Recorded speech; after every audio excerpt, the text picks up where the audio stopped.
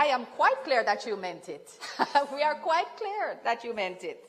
So we know the red card, Bonyo. We get it. We to try to get at the minister because you're vexed about the red card, and that came through quite clearly. Let me just say that every red card he delivered on a substantive issue was well deserved. Thank you, Mr. President. Mr. President, in closing, I think I just want to clarify a few points because there has been quite a bit said and not all of it on point with the reality of what is before us today. And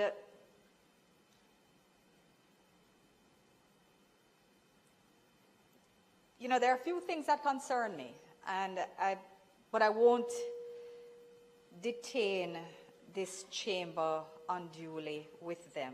I will try to remain focused on just a few points. One is an inaccuracy which was uttered by Senator Brown, where he said that the minister is now saying that the bill is unconstitutional. And this is his interpretation of the Memorandum of Objects and Reasons. And I want to say that that is not what the memorandum purports to say. I explained earlier that the statutory expenditures do not need to be in the Appropriations Act because they are already ostensibly voted on before, because the House has approved the legislation which provides for their expenditure. This is how it works. That is protected under Section 116(3) and 4, which states that those matters do not need to be included in the appropriations bill. And it is in that context that they're being excluded for good order when because of a transcription error, the movement of numbers in one column when it should have been the movement under another, so that the nature of the error is not a substantive or constitutional one. It would not, in fact, invalidate the bill on that basis, so far as we understand. The issue is being about the people's business.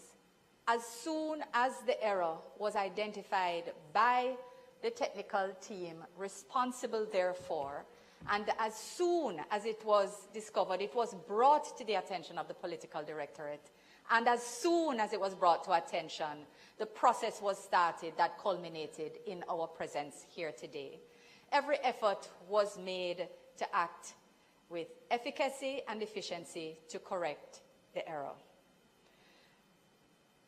And I want to say that I feel very badly for the team listening to the opposition this morning, because every word I know that they uttered about blunder and who need humbling and all of these things, which are clearly very much directed at the minister, notwithstanding, that's where the aim of all the aggression is at, but that's not where you're putting it. You're putting it when you speak about something being wrong. When you look at the work that is actually necessary and the work that you are criticizing, you are putting your effort in the wrong place, and it is regrettable. Because the people who have been doing the work care very deeply about the work that they have done, and they care very deeply about the error that was made. No, where there is malfeasance, where there's misfeasance, where there's incompetence, where these fundamental, persons must be held to account. But where an error has been made, it is an error, and we are here to correct it. And I think your efforts to try to get at the minister because you're vexed about the red card, and that came through quite clearly. Let me just say that every red card he delivered on a substantive issue was well deserved. So your efforts to now try and get back at him regrettable. It wasn't his error. It wasn't his error. And your efforts to connect dots on all kind of pages that are not even in the same book are conflating issues, and again, regrettable. I am answering, I am not defending, I am answering.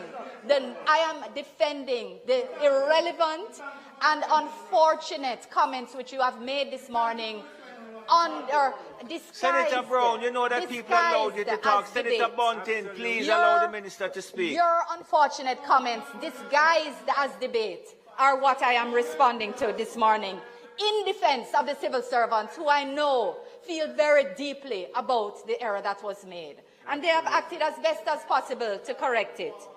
And when Senator Braham said that what would have been required to pick up this error would have been not going through the 3 pages, but going through the 1,000, and the refusal of Senator Brown to recognize that shows his lack of understanding of the process that resulted in this.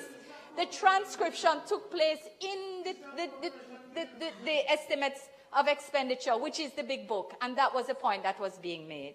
So I just want to say, Mr. President, you know, sometimes I'm very willing to just paper over. Senator Brown, will you stop it? You already get a warning from home about interrupting people. I'm going to repeat it. Calm down, man.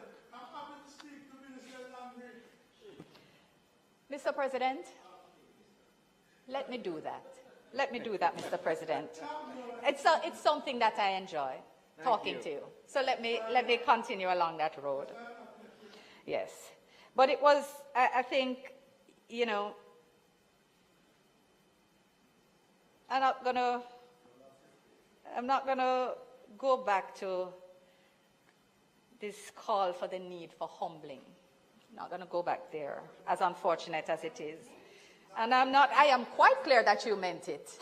We are quite clear that you meant it. So we know the red card, Bonio, we get it, we do. But the issue which is before us today is about ensuring that we're able to address the people's business. The one issue that I want to correct before I sit so that we can complete this process was, just for the record, to state that states of emergency have not been declared unconstitutional, despite the continued repetition by, that's what he said. No. And if he said that once, he certainly said otherwise. And I understand your need to defend as well. I get that. No, I heard what he said and I wrote it down, and we can check Hansard next week for whoever has the time or the energy. But I want to just say, Mr. President, that there was no effort here to make this matter appear trivial. It's an important issue. It's the appropriations bill, and the government has not sought to treat with it otherwise. It is, in fact, why we are here so quickly and why the efforts have been made to move with alacrity to ensure that warrants can be issued as appropriate, so there is no disruption of the government's business. I want to, in that context, thank the technical team that identified and corrected the error, the members of the CPC and legal reform, who ensured that the amendment bill was drafted together with the members of the Ministry of Finance technical team to ensure that the corrections placed before us today stand us in good stead.